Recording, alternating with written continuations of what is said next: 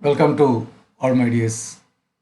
Today we are going to discuss about the investigation and diagnosis of thyroid disorders.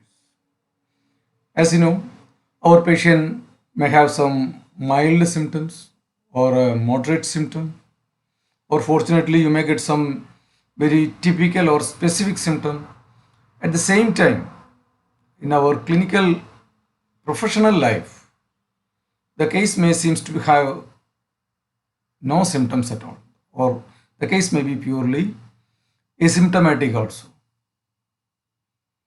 That is why in our clinical life, you can diagnose whether our patient is having thyroid disorders from the first consultation itself, or you may not diagnose your patient as having thyroid problems till the death of our patient, or even after a continuous treatment for some other disease, you may not get a very paka, real, or a very sharp diagnosis of the real issue of our patient.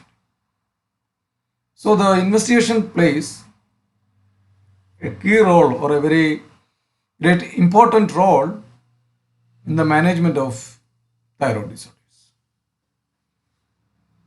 On going through such a investigative protocol, you can see there are so many tests or investigations to support the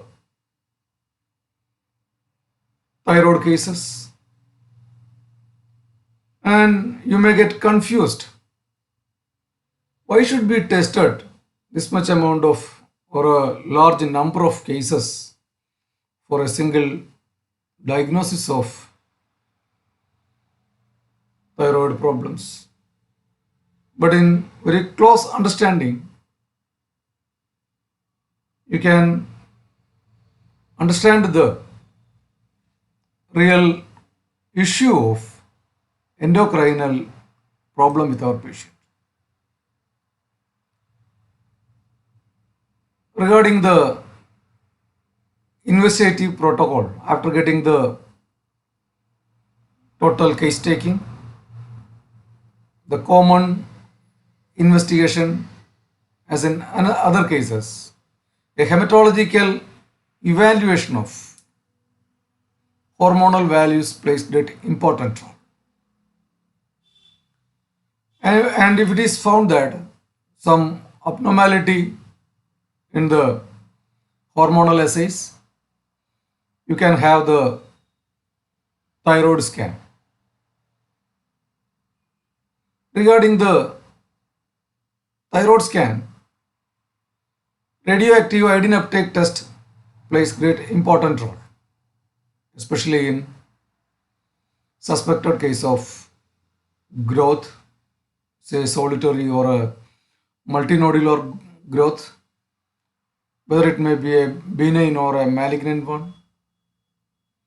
And in such condition, we can have the thyroid scan.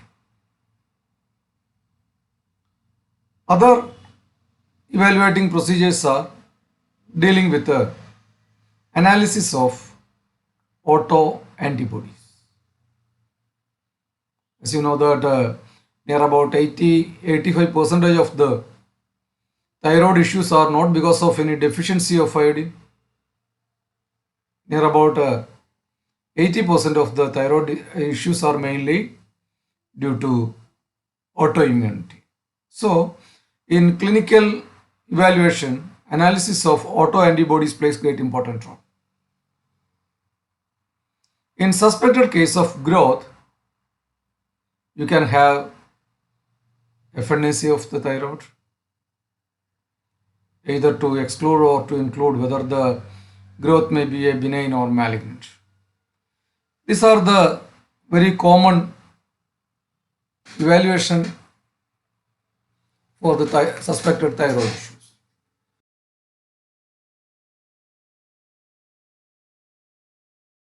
Let us see the commonly named thyroid function test. In literally, the common thyroid function test means a collective understanding of the T3, T4 and TSH.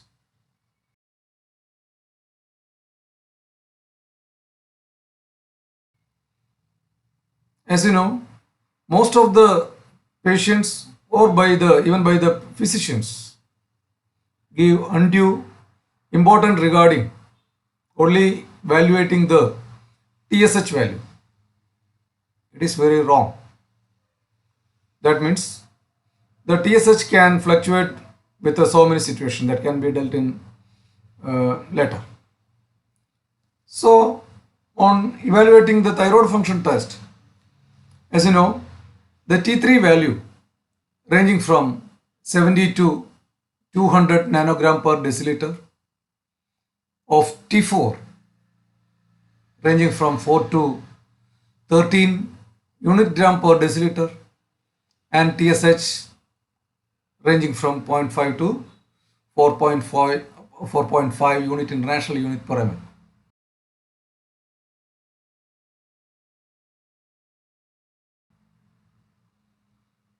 These are the basic thyroid function test. But nowadays, as the science advances, the value of free thyroid, free T3 and free T4 plays much more importance than that of the total T3 and T4. The FT3 ranging from 2 to 5 picogram per ml and FT4 from 0.7 to 2 nanogram per deciliter.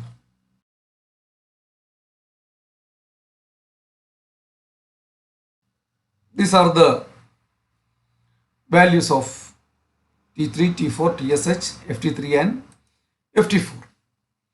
And keep in your mind, at the same time, all these values may varying from the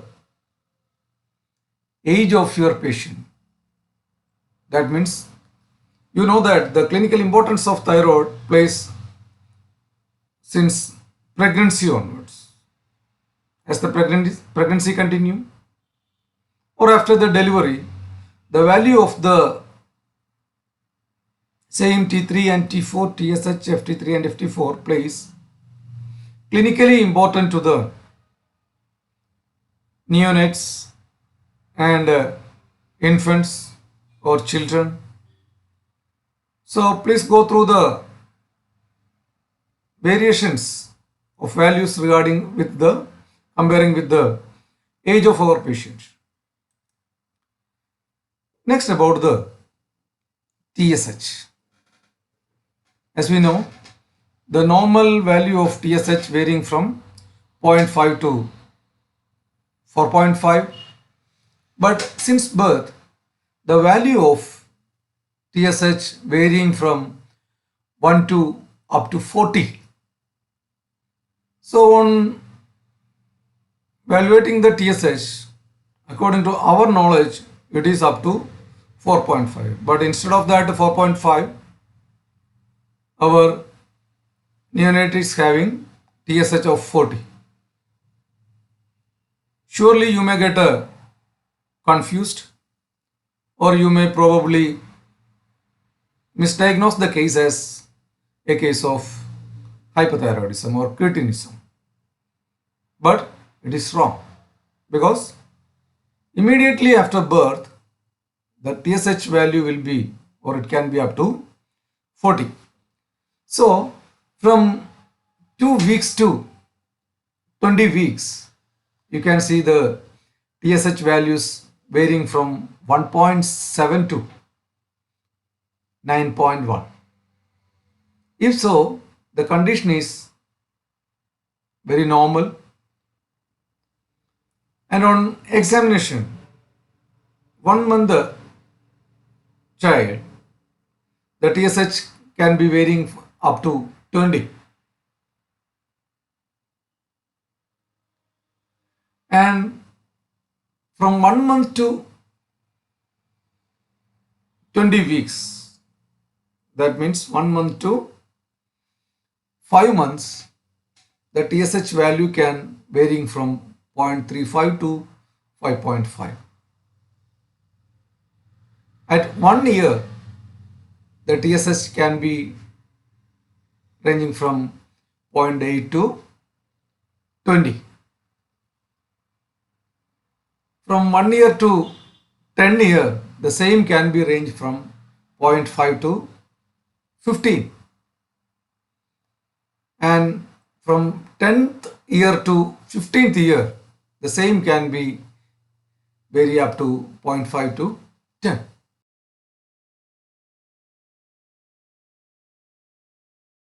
So, instead of fixing the normal TSH value as 0.5 to 4.5, the range is varying according to the age of our patient. So, keep in mind.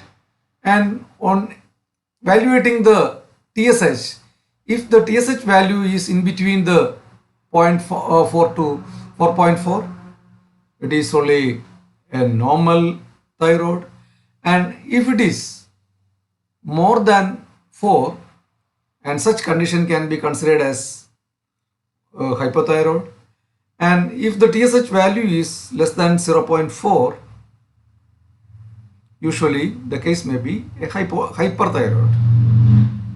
All these values mentioned only for with regarding youngsters or a middle-aged personality.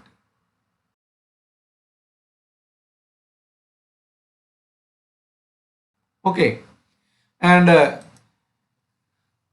like that of T3 and T4, the values of FT3, FT4, etc. are also varying according to the age of our patient and situation of our patient.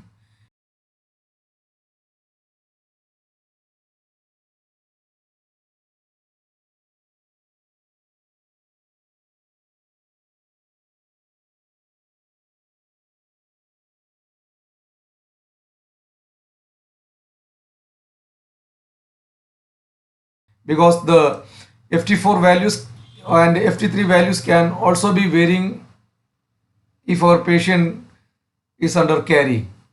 That means in first trimester or second trimester or in third trimester, these values can also be changed. So don't fix the value of T3 and T4, FT3 and FT4 in a very narrow range. All these may get a changing from age and situation of our patient.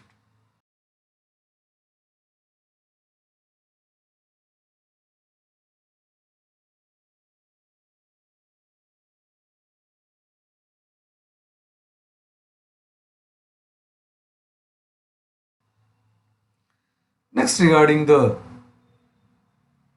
evaluation of or the clinical importance of the autoantibody. As you know, the autoimmune disorders, the so-called immune system or the so-called proteins which are supposed to protect our body or protect our system or protect our organ. Unfortunately, the same may attack our body or our system or any specific organ. And when it happened, particularly with the thyroid follicle, the condition may leads to either hyper or a hypothyroidism. In such condition, mostly the hypothyroid condition were diagnosed as Hashimoto's thyroiditis, or with a hyperthyroidism. Most of the hyperthyroid may belongs to Graves' disease or Riedl's thyroiditis or De Quervain thyroiditis, etc. So, the evaluation of autoantibodies, especially ATPO or ATA, that is anti-thyroid peroxidase antibody or anti-thyroid antibodies. These are supposed to be less than 60 international unit per ml. And some of the antibodies may act against the microsome of the thyroid follicle. In such condition, we consider to value about the antimicrosomal antibody or AMA. It's also supposed to be less than 60 international unit per ml. Like that of ATPO and AMA, ANA is also plays great important role. That is anti-nuclear antibodies. The value of ANA should be less than 24 international unit per ml. These are the most commonly used autoimmune antibodies, especially in autoimmune thyroid problems.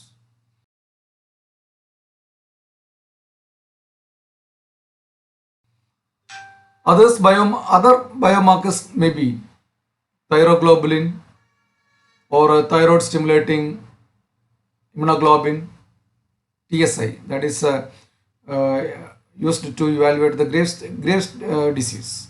So in such condition, there are so many biomarkers are known as, these are collectively known as tumor markers that can be dealt with the other class.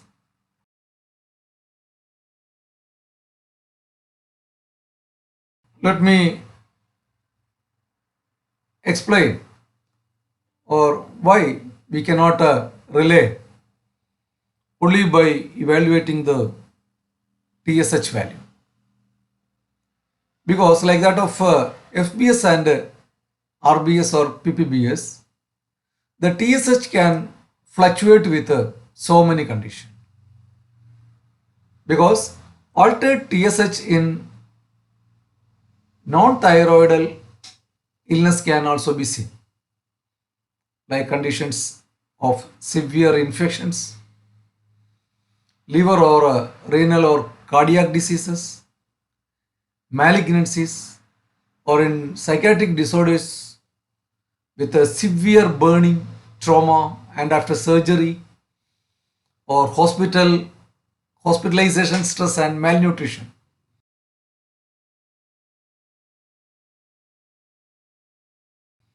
In all these conditions, the TSH can be varied, but we may misdiagnose the status as either hypo or hyper, mostly as hypo. And at the same time, certain drugs which will decrease the TSH, drugs like levodopa, that means commonly used medicine for Parkinsonism, then varieties of glucocorticoids, then anti-epileptic medicines like phenytoin, tranquilizers like carbamazepine, or painkillers like salicylates, etc. will surely decrease the TSH.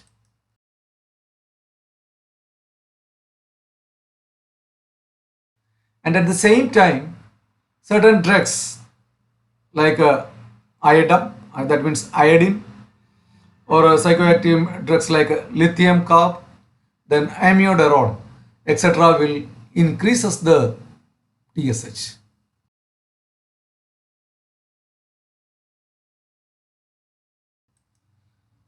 So that we cannot simply rely over the value of TSH alone in a thyroid problem cases. So that all these are the commonly used hematological evaluation regarding the thyroid analysis. Next, about the scanning, especially with a radioactive iodine uptake test. I think that can be studied in another class. Thank you for watching. Keep your notes, read your text, stay safe.